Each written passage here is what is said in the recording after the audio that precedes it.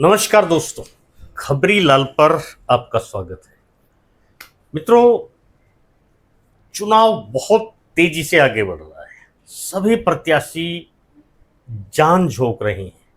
समर्पित कार्यकर्ता, voter, supporter सब बहुत बिजी है और हम अंबाला आरक्षित लोकसभा में पड़ने वाली 9 विधानसभाओं, यूं कहें कि विशेष रूप से अंबाला जिला की चारों विधानसभाओं को बहुत अच्छे से, बहुत नज़दीकी तौर पर देख रहे हैं। वहाँ के सर्वे समीकरणों में घुसे हुए, लेकिन अंबाला कैंट एक ऐसी सीट है जो हरियाणा की हॉट सीट में शुमार हो गई है। यानी कि 90 विधानसभाओं में से अगर 10 पर चर्चा करें तो कैंट की चर्चा उसमें लगातार बनी हुई है। लोगों का कुछ इस तरह का रुझान है कि अपनी ओर ध्यान आकर्षित कर रहे हैं। पिछले 2-3 दिनों से और विशेष रूप से आज सुबह से मैं 2-3 घंटे से अंबाला छावनी का चुनाव बिल्कुल अलग तरह का है। मैं यहाँ पर किसी के जीत और हार की कोई बात नहीं करूँगा और यह सिलसिला लगभग 30 तारीख तक चलेगा। उसके बाद हम उस पर गणना करेंगे कौन जीत रहा है, कौन हार रहा है, या यूं कहें कि कौन आगे चल रहा है। आज विशेष रूप से 2 मुद्दों पर मैंने बात की। एक था कि अनिल विज जी ने अंबाला छावनी को 30 साल दी और 3,000 करोड़ रुपए से भी ज्यादा की रकम पिछले 10 सालों में लाकर दी। लेकिन उसका क्या बना? क्या उसको वोट मिलेगा? जिसको जनता सिरे से नकार रही है। कि अंबाला कैंट की सड़कों का हाल देखिए, जल भराव की समस्या को देखिए, रोजगार की स्थिति देखिए, शिक्षा की स्थिति देखिए, तो इससे ये तो प्रतीत होता है कि जनता काम करेंगे, काम किया है, इसको वोट नहीं दे रहे। इस वीडियो को आप वो लोग जरूर देखें जो अनिल विज साहब के पीछे बड़ी तेजी से ये कहते हुए चल रहे हैं कि हम फिर आ रहे हैं, काम किया है, काम करेंगे, ये एक सबसे बड़ा नारा दिया हुआ है, या मैं मुख्यमंत्री बनूंगा, इस तरह की बात की गई है।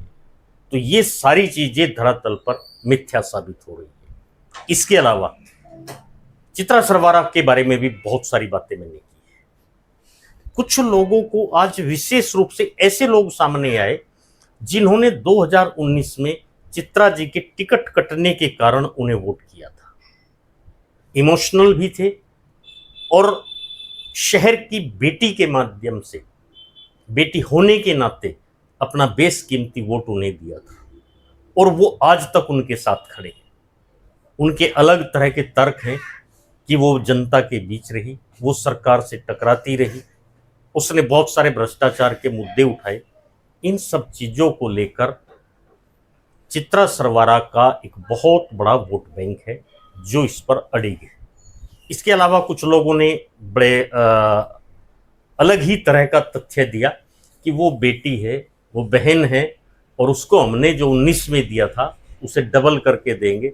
यानी कि अगर एक परिवार ने 2 वोट दिए हैं तो वो 4 वोट दिलवाने का प्रयास कर रहा है, 2 वोट और जोड़कर देने का प्रयास कर रहा है। इन सब चीजों से एक अलग तरह का चुनाव बनता जा रहा है। मैं आपको बता दूं, हरियाणा के गृह एवं स्वास्थ्य मंत्री रहे अनिल विज जी 6 चुनाव जीते हैं और 2 टर्म्स में, वो पिछले 2 टर्म्स में 14 से 24 तक मंत्री रहे हैं और एक बहुत बड़ा अमाउंट सरकार का अंबाला छावनी में आया है। अनिल विज जी को टक्कर देने के लिए एक बार फिर मैं आपको बता दूं कि कांग्रेस से सैलजा गुट के प्रविंदर सिंह परी मैदान में है। कल जो रैली हुई थी हुड्डा साहब की, उन्होंने एक तरफा सभी प्रत्याशियों को जिताने की अपील की। वो अलग बात है कि ये इंटरनल मामला है पार्टी का कि कौन किसको सपोर्ट करता है या नहीं करता है। इसके अलावा आज़ाद प्रत्याशी के रूप में चित्रा सरवारा मैदान में है और इनेलो और बसपा गठबंधन के प्रत्याशी के रूप में, सेवादार के रूप में ओंकार सिंह मैदान में। इसके अलावा एक समाज सेवी और बहुत ही धार्मिक छवि रखने वाले युवा प्रत्याशी धर्मेश रिंकू उर्फ धर्मेश सूद मैदान में है। इसके अलावा राज कोरगिल आम आदमी पार्टी से है और जेजेपी और आज़ाद समाज पार्टी के प्रत्याशी के रूप में अवतार करधान मैदान में है।